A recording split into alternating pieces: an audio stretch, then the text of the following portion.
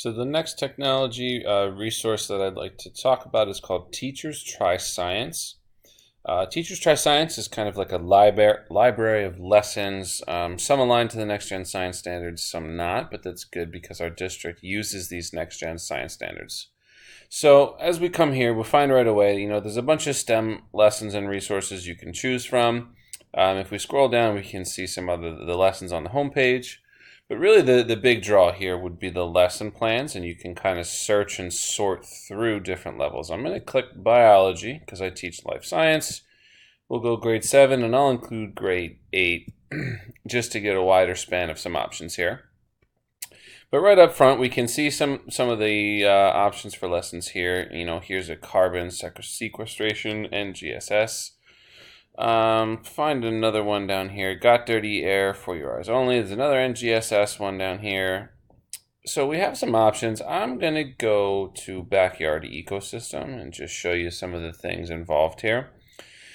So a lot of these are kind of big lesson plans, multi-day type things. So it'll give you an estimated time here of 3 to 5 hours. It'll give you a topic.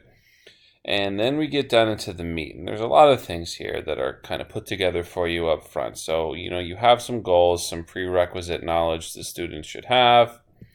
It'll give you your instructional objectives. So a lot of the things you can throw into some of your lesson plans. But the biggest area that I found would be the instructional resources. So this particular lesson has you going to this website. They can go there. They can do a little exploration. It includes your materials list. It includes a procedure for you. So this one includes some field observations because it's an ecosystem lesson. You'd have to at least have access to, your campsite or an outdoor area, maybe a park, something like that. It has a little section here for back in the classroom. Something that I think is pretty cool is most of the lessons actually have some extensions. There's not too much here for this one, but we always have to differentiate for students high and low. So there's some things you could differentiate for some of your high flyers.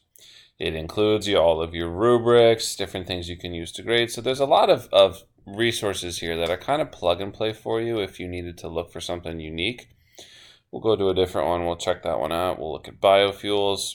So same thing, similar time frame, but in same stuff here. If we look into our resources, it goes through and it talks about some of the things we can use with engineering and biofuel. And this one seems like it's much more of an experiment in class type of thing.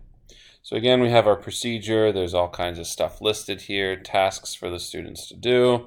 And as always, we have our assessments and rubrics and even some extension type activities the students can do.